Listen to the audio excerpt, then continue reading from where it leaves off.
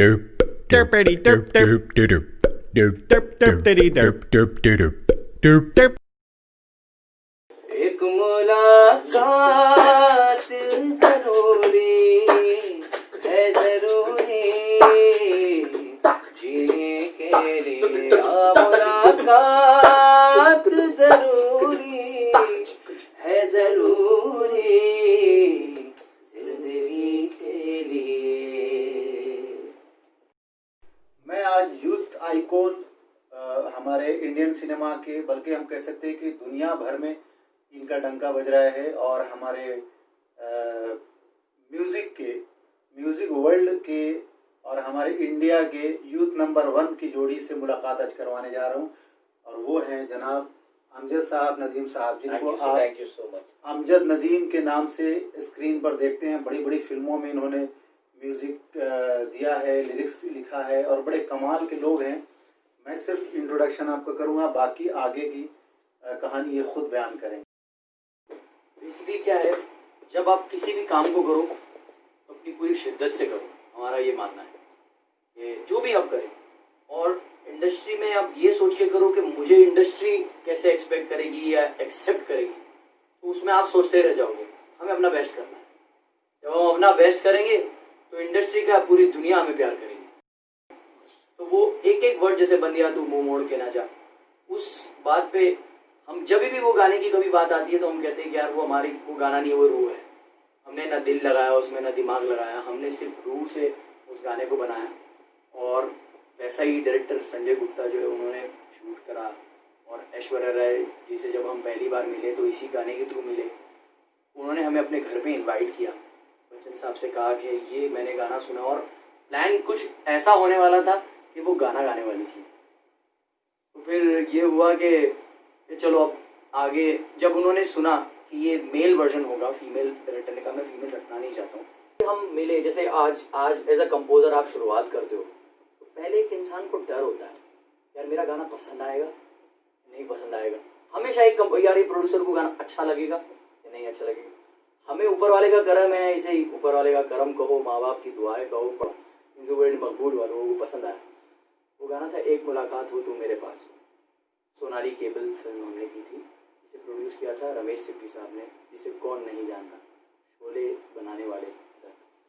उनके सामने जाना, मैं इसलिए आपको इतनी बार ही बता रहा हूँ कि रमेश सिप्पी सर के पास हमारा जाना, और पहले एक कंपोजर जो फ्रेश नए, आज से कुछ साल पहले 2013 शायद 14 में पहली बार हम मिले।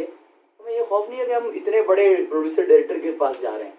उन्होंने हमसे कहा कि आप कोई ऐसा गाना सुनाओ जो एक दिन में क्लिक हो जाए, और इतना बड़ा गाना हिट होना चाहिए कि मज़ा आ जाए। जो एक प्रोड्यूसर की चाहत होती है कि मेरा गाना सबसे अच्छा हो। तो शुक्र है हमने बिना डर एक गाना सुना है। उन्होंने कहा करी इसको गाने को फाइनल। वो गाना था एक मुलाकात। अगर नदीम एक मुलाकात एक बार हम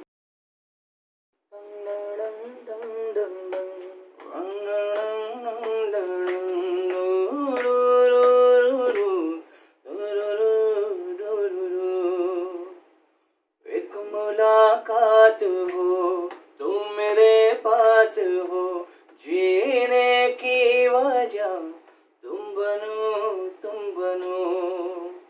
बन के तू रहबर मुझको मिला है, तू मिल गया मैं मुकम्मल हुआ। एक मुलाकात जरूरी है, जरूरी जीने के लिए मुलाकात जरूरी है, जरूरी जिंदगी के लिए। फिर अब्बास भाई मस्तान भाई से हम लोगों ने बीच में फ़ोन किया, उनसे बात करी। उन्होंने बोला कि बेटा आप लोगों के बारे में हमने सुना, हम लोग मिलेंगे ज़रूर। तो हम लोग एक तसल्ली मिल गई कि यार अब्बास भाई बोल रहे मिलेंगे ज़रूर। तो हम लोगों ने तो उस जोन के, उस हिसाब के हम लोग गाने निकालना शुरू कर दिए हम लोगों ने।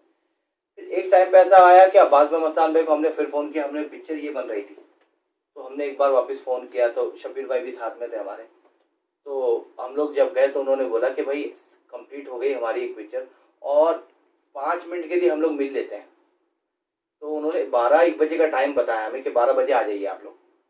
तो हम लोग जैसे ही 12 बजे मिलने के लिए गए उनसे, 12 हमने एक गाना स्टार्ट किया सुनाने के लिए, क्योंकि इतने बड़े डायरेक्टर हैं और क्या कॉन्फिडेंस एक लेवल अलग ही होता है कि यार अब कुछ ना कुछ तो इनके साथ करना है।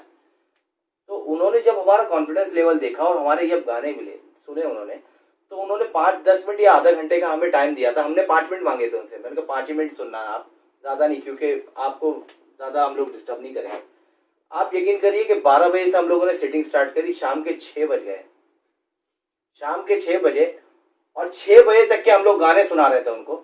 और उनका ये हशर था, इतने शरीफ, इतने अच्छे, इतने अधीन लोग हैं कि जब उनका दोपहर के खाने का वक्त हुआ तो उन्होंने बोला आप लोग खाना खाने कहीं नहीं जाएंगे, मेरे साथ हमारे साथ खाना है। और हमें प्लेट में उतार उतार के खाना दे रहे हैं, हम लोग अपने हाथ से खिला रहे हैं। हमने सोचे अब्बास भाई ये क्यों कर रहे हो आप?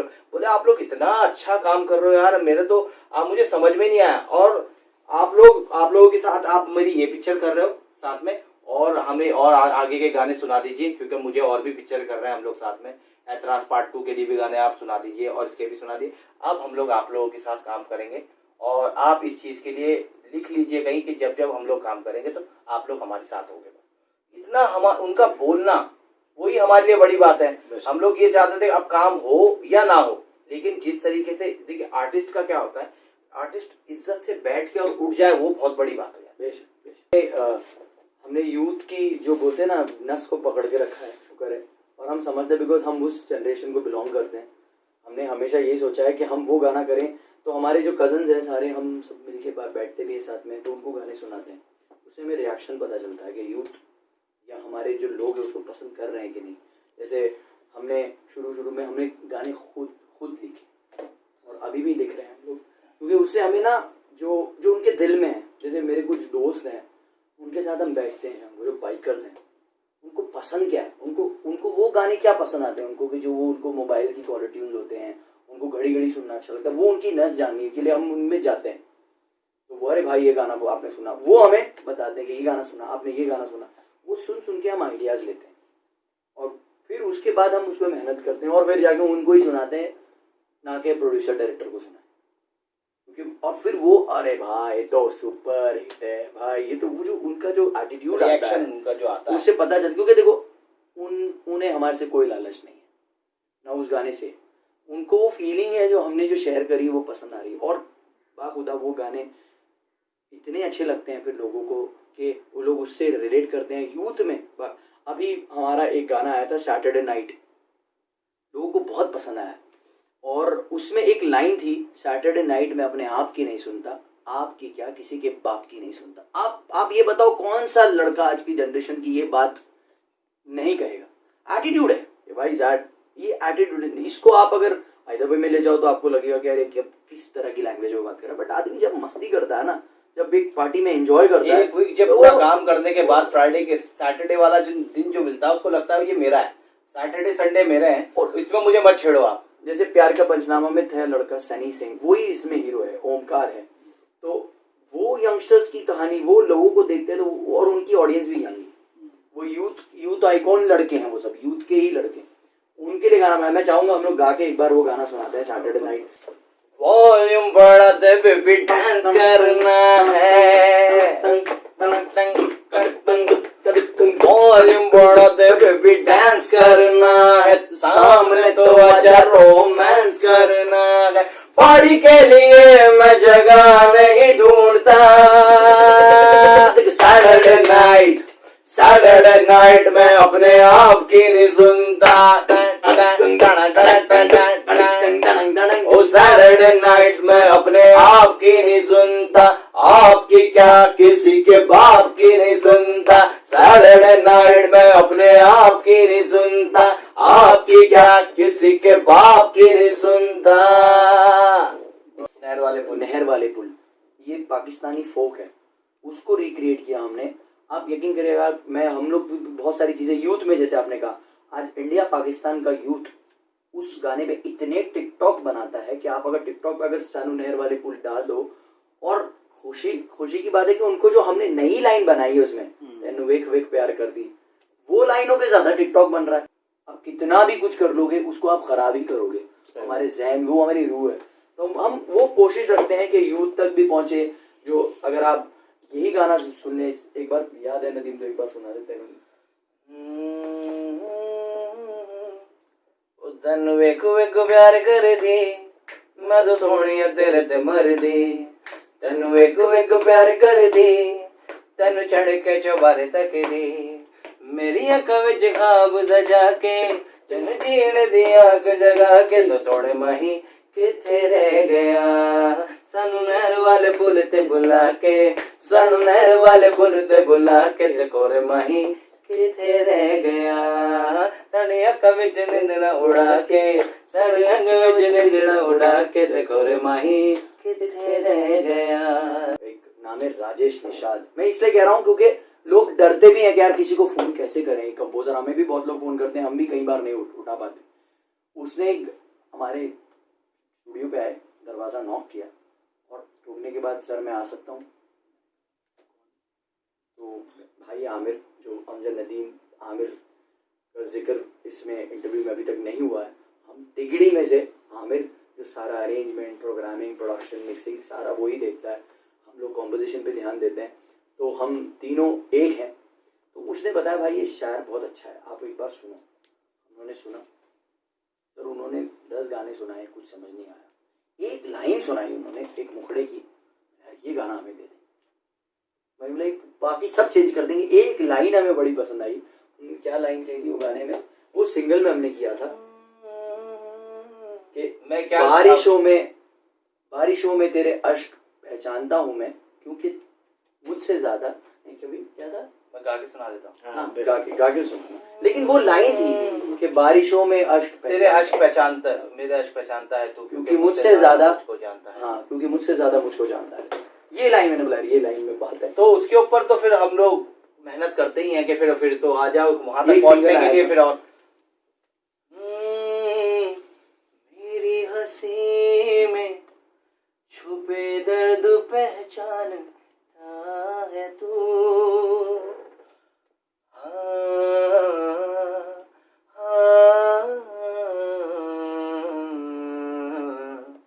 मेरी हंसी में छुपे दर्द पहचानता है तू, हर दुआ में मुझे मांगता है तू, बारिशों में मेरे अश्क पहचानता है तू, क्योंकि मुझसे ज्यादा मुझको जानता है तू, क्योंकि मुझसे ज्यादा मुझको जानता है तू। तो उस शायर की अपनी दुकान चल गई, काफी गाने कर रहे हैं। और एक चीज और मैं बोलना चाहूंगा इस पूरे इंटरव्यूज के अंदर, मैं ये कहना चाहूंगा कि आप कभी भी जिंदगी में हिम्मत ना हारें। कभी काम होता है, कभी नहीं होता। काफी जगह हम लोगों ने ऐसी सिटिंग्स करी है, ऐसी मीटिंग्स करी है कि कल ही प्रोजेक्ट स्टार्ट हो जाएगा, और हमने एक साल 2 साल मीटिंग्स करी है, 2 साल 3 साल मीटिंग करी है, और कभी हम लोगों ने उनसे पैसे का जिक्र नहीं किया कि आप कितने पैसे दोगे और कब दोगे। कुछ चीजें आपको स्ट्रांग करती हैं, कुछ सिटिंग्स आपको स्ट्रांग करती हैं, कुछ चीजें आपको सीखने का मौका देती हैं, कुछ चीजें आपको जीतने का मौका देती हैं। वो कैसे, आप राइट डायरेक्टर के साथ बैठे हो तो सक्सेस है आपकी। आप बहुत नजदीक हो काम वाले, मार्केट में बैठे हो, आप काम करने किसी पल भी आप हिट दे सकते हो, क्योंकि आप राइट लोगों के साथ काम कर रहे हो। राइट लोगों के साथ बैठना ही बहुत बड़ा कमाल होता है। अब जैसे बहुत बड़े बड़े डायरेक्टर हैं, उनके साथ हम लोगों ने 2 साल 1 साल एक प्रोजेक्ट पे काम किया। वो प्रोजेक्ट अगर टेक ऑफ नहीं ले रहा तो इसका मतलब ये नहीं है कि हमने काम खराब किया है। तो आपकी, इसका मतलब ये है कि आप राइट जगह हो, काम कर रहे हो, काम कभी भी हो जाएगा। आप अपने रिश्ते खराब मत करो। मैंने बहुत लोगों को देखा है कि अगर काम नहीं हो रहा है तो वो रिश्ते खराब कर लेते हैं अपने। तो ये बहुत अहमियत, बहुत पेशेंस रखना बहुत ज़रूरी है। यंगस्टर के लिए मैं बोल रहा हूँ, क्योंकि आजकल पेशेंस नहीं है लोगों के अंदर। और अमजद नदीम को लोग इसीलिए प्यार करते हैं क्योंकि हम लोगों के अंदर बहुत पेशेंस है। इसीलिए पेशेंस है क्योंकि हमें बहुत दूर जाना है। हमें पता है कि मंजिल बहुत दूर है और ये अभी कुछ भी नहीं किया है, बहुत कुछ करना है। जिनके दिल दिमाग में ये चीज़ होगी ना कि बहुत कुछ करना है, तो उसके अंदर पेशेंस होगा। जीतना है ना तो आपको दौड़ना तो ज़रूरी है, बिना दौड़े कैसे जीतोगे आप। तो वही रेस है आपकी, आप उन लोगों के साथ बैठो, काम करो, ये माइंड में रखो कि हर पल सीखना है। जो डायरेक्टर बोल रहा है उस सिचुएशन को आप अपना दिमाग दौड़ाओ कि क्या बोल रहा है, क्यों बोल रहा है, क्यों सोच रहा है। किसी के पास टाइम नहीं है फालतू टाइम वेस्ट करने के लिए। आज का टाइम ऐसा है, अगर वो आपको बुला रहा है तो आपके साथ काम करना है, ये माइंड में रखिए। कभी भी सिंगरों को मैं बोलता हूँ, कभी भी स्क्रैच गाना है दबा के स्क्रैच गाओ, वो आपकी माइक से दोस्ती कर रहा है। लिरिक्स, अगर लिरिक्स राइटर को बोलता हूँ, अगर वो मेहनत करा रहा है कोई कंपोजर आपसे, पहली बात तो कोई नहीं कराता, अगर करा रहा है तो लिखो जितना हो सकता है, 1 ऑप्शन 2 ऑप्शन 10 ऑप्शन, क्योंकि हम भी 5 ऑप्शन लेकर बैठते हैं किसी डायरेक्टर के सामने कि कोई भी तरीके से अगर वो हमें बोले कि यहाँ मुड़ जाओ तो हम मुड़ने तैयार। और फ्लेक्सिबल होना बहुत ज़रूरी है अपने काम को लेके। अगर आप फ्लेक्सिबल नहीं हो तो वो काम आपको ज़्यादा दूर तक नहीं लेके जाएगा। और काम सेकेंडरी हो गया, पहले सबसे अच्छे इंसान होना ज़रूरी है। जब आप किसी ऑफिस में, किसी स्टूडियो में, किसी जगह जाओ तो आपके अंदर से पॉजिटिव एनर्जी आनी चाहिए। जब तक पॉजिटिव एनर्जी नहीं आएगी, काम आदमी 19 से कर लेगा, 21 काम है, आदमी अच्छा नहीं है, नहीं काम होगा। आप सबसे पहले अच्छे इंसान हो जाओ, लोगों को आपके आने से एनर्जी आए, पॉजिटिव वाइब्स आनी चाहिए लोगों के। आप अपने अंदर घर का टेंशन, सबको फिक्रात है हर चीज़, लेकिन उसको आप अपने काम में ना इन्वॉल्व करें। काम अपनी जगह, रिलेशन अपनी जगह, टेंशन अपनी जगह। जब आदमी आता, आप देखो कितने बड़े बड़े एक्टर, आज दिलीप साहब, लता जी, इन लोगों, हर आदमी की लाइफ में कुछ ना कुछ ट्रेजेडी होती है, वो जो पेन है वो दिखता है स्क्रीन पे। एक्टर, उनके घरों में, उनकी फैमिली में, उनकी लाइफ में क्या क्या चल रहा है, बट जब सेट पर आते हैं, कैमरे के सामने आते हैं, तो उनका वही ऑरा होगा जो 2-4 दिन पहले था, वही कंटिन्यूटी होगी, वही अमिताभ साहब का सर का वही है, ऑरा है। तो ये सारी चीज़ें आपको, अगर आप सीखो तो बहुत चीज़ें, हवाओं में बहुत चीज़ें हैं सीखने के लिए। अगर आपके अंदर पॉजिटिव एनर्जी है लेने की, तो आप हर चीज़ नेगेटिविटी को निकाल सकते हो। वरना तो बहुत सारी, आप अपने दुख से ही परेशान हो, औरों का तो छोड़ दो, बहुत दुख है। अगर आप इसी में खुशियाँ ढूंढो तो बहुत खुशियाँ हैं सर।